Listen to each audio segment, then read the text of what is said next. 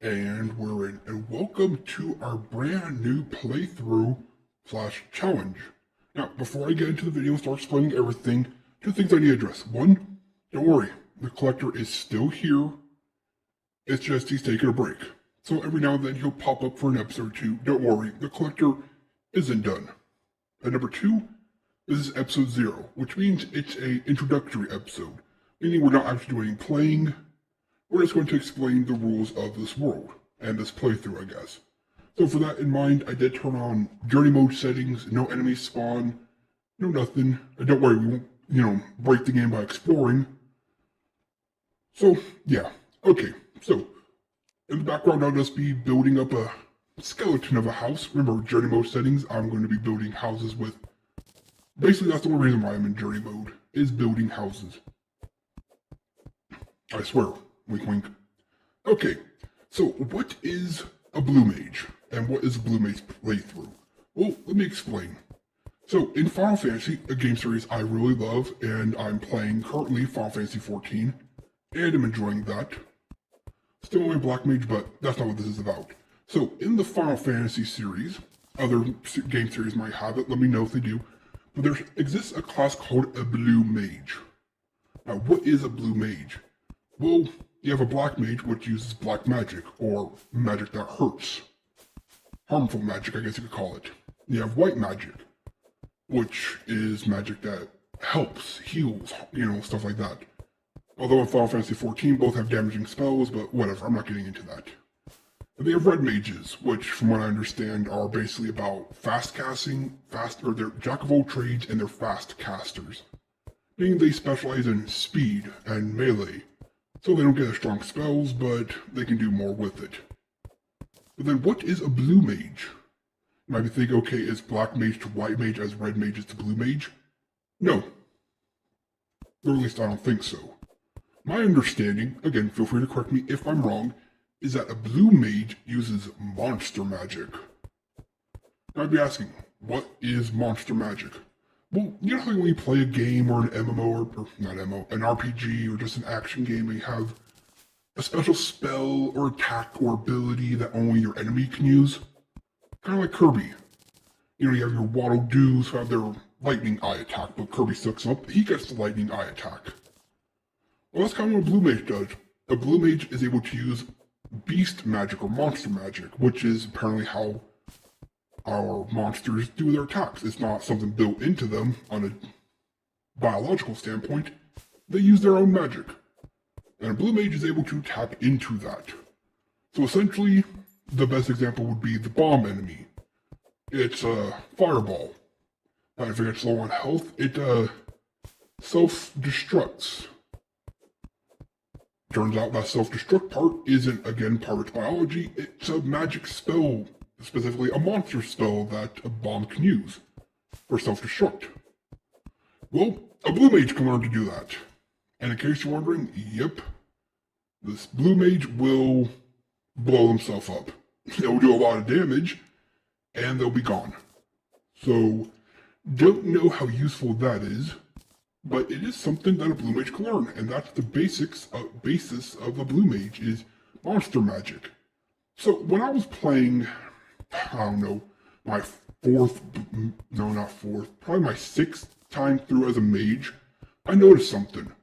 A lot of the weapons we use in this game, or a lot of magic weapons we use, aren't they the weapons that our opponents use? Or a good chunk of them are, at least.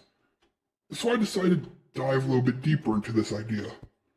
And what I found was, yeah, there's actually quite a bit of attacks and weapons that mimic enemy attacks. And so I thought, that's something, ain't it?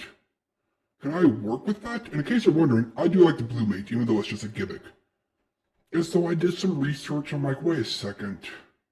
Could this work? Could I do a Blue Mage... Oops, I misplaced that.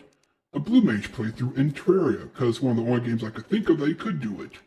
Because technically a Kirby game, all you're doing is being a Blue Mage. And so I began researching, and sure enough, I think, yes, Yes, you can. You can play this game as a Blue Mage. And so the idea was born. And thus this run is now born. So that means that we will only be using weapons and items that mimic our opponent's attacks. The best example would be the Jin Flame from, well, the hard mode Jin item, as that item, well, allows you to basically use the same attack the Jin does, the homing fireball attack. I'm like, that's the perfect example right there, the Jin Fire versus your magic lamp. And so that's basically how this run's going to go. It's going to be a bunch of, well, that. Collecting weapons that mimic attacks or are straight up the attacks of our opponents. Now, I did make a list so I don't get lost and I don't get, in trouble for saying like, wait, does that work? Does that not work? Can I justify this? Can I not justify it? Whatever. I made a list so that way we won't have to worry. So how does the challenge run actually work? Well, in a Blue Mage, or for a Blue Mage class, you can learn monster magic. Again, feel free to correct me if I'm wrong. But if I remember correctly, you can only learn monster magic one of 3 ways. Way number 1, break this please, you can witness the attack. Yeah, pretty straightforward. You can just witness them using the attack and you watch it enough and, well, guess what? You can now use it. Way number 2, you can defeat the monster. Apparently doing that, let me just grab a couple torches, will grant you their magic by, I guess, passing on the legacy of it, whatever you would call it. And number 3 is getting hit by the attack enough times. And eventually you just learn it through, well, getting hit apparently. Don't really know how that one works, but I guess it does. Okay, we have our little starter house. I'll put on some windows and upgrade it later, but I wanted to do my own personal challenges, which I'll get to. So what does that mean for Terraria? Well, simply put, it means, I'm just going to walk left and right, see what we can find in the world, after I replant some trees. It means that we have one of several ways we can, quote-unquote, learn attacks from our opponents. Option number 1. When it comes to bosses, or things of the like, we just have to beat the boss and we'll get their item. If it drops, that is. So that'll take care of the boss drops. Now when it comes to enemies, there's, I'm going to do one of 2 ways of unlocking it. Again, this is a challenge. It's not supposed to be a easy playthrough, it's supposed to be a challenge. Which makes it more fun. When you've beaten Terraria untold number of times, you gotta come up with new ways to make it fresh, So I was figuring with some enemies, we just have to beat them and, defeat them until we get the item to drop. Pretty self-explanatory, kind of represents the, you gotta fight them until you learn it aspect of it. And then for one way, or the last way we'll get it, we have to, drumroll, get the banner. Yes. Which means just basically beating them 5 times. Or 50 times. Now, the reason I'm making that a condition is actually pretty simple. Some items you have to craft. And if you craft them, well, you can't exactly farm an enemy till it drops. You can get the drops instantly, and what are you going to do now? So I figure, depending on the enemy, we'll have to, either just farm it. Okay, there's corruption right there, it looks like. You either just farm the enemy till it drops, or you can, well, get the banner, so you have unlocked and mastered the magic, whatever. So that's how the run's going to go. We can only use attacks that represent or are exactly the monster's attacks in the game, or our enemy's attacks. And when it comes to the items, we just gotta collect the banner or just collect the item, depending on what we do. Some monsters it might make sense to get 50, some it might make more sense just to have it be a random drop. I'll explain that, this rule will be explained easier as the game goes on. So in addition to that, I have my own special goals. Goal number 1, I want to beat the game on the hardest difficulty. Not saying that's going to be possible because we're doing a challenge run, but it's my hope. So what I'm going to have it set, if we pop into journey mode right now, is we have it set to the maximum difficulty of 3. Master. But if I ever come to a point where I've tried literally everything that isn't just a game-breaking bug to advance, I'll lower the difficulty, and it will be permanent. So I'm hoping we don't have to. I'm hoping to beat the game on Master difficulty. But if we can't, well, we tried, and we'll just see how high of a difficulty we can beat it on. Hopefully this won't be an easy mode only playthrough. That would be a little annoying. So that's goal number 1. And goal number 2, the only other real goal is, can we beat the game while making houses? Now what do I mean by that? Well, in my collector run, I, started to build houses. I made a pretty decent boat and shack. But that's all I did. I kept saying I was going to build a house, and I did build some, but I didn't build a lot. So this playthrough, before I can get an NPC, I don't know why I'm looking at that, I have to build a proper house for them. And they cannot be a cookie cutter house, which means unique houses for everybody. And aside from that, it's just going to be a typical Terraria playthrough. Everything's on the table. If we have to, we could try to skip ahead a little bit. For instance, diving into the dungeon for an early weapon on the table if we need it. The only limitation is the weapon has to be exact or close enough to an enemy to justify being used. Now, I do have a couple items marked that are kind of, okay, I see where you're coming from, but it doesn't exactly fit the theme, but you kind of want to make progress, so I get it, kind of items. Hopefully we won't have to use any of them, but I do have a couple earmarked. Aside from that, regular Terraria playthrough, we have a selected amount of weapons we can use, and yeah. It also goes for some equipment items. For instance, Brain of Confusion, which you get from Brain of Cthulhu. We can classify that as the Brain of Cthulhu's mesmerized dodge ability or whatever.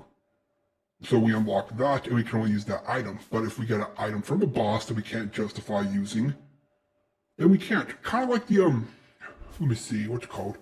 I think it's the Spore Sack from Plantera. Although I'd never use it, Plantera doesn't really use a spore attack, so even if we wanted to use the item, we just couldn't. Okay, that's what we can go for now. So on the one hand, like, I guess a good example would have been, the worm from the corruption, the Eater of Worlds? Yeah, the Eater of Worlds. That worm scarf you get from it, which reduces your damage, pretty useful item. Except for the fact that we can't justify that from the worm. It's not like the worm takes reduced damage. If it did, that would it would make more sense, kind of like the Queen Bee. As you fight the Queen Bee, it takes less and less damage, so you could argue, well, that's the worm scarf ability. But it doesn't. So if we were playing on a corruption world, by the way, I rolled it 50-50. We got Crimson, which, yay. I prefer Crimson for my magic playthroughs anyway. But it doesn't mean exclusively magic items. For instance, the, King Slime. Now, we can't use his Royal Gel. I mean, we probably could justify it, so we'll see about it. But mostly, I'm talking about his Slimy Saddle. That is a mount that does damaging attack if you jump on opponents, which is exactly what the King Slime does to attack you. So we can justify that as an item we can use.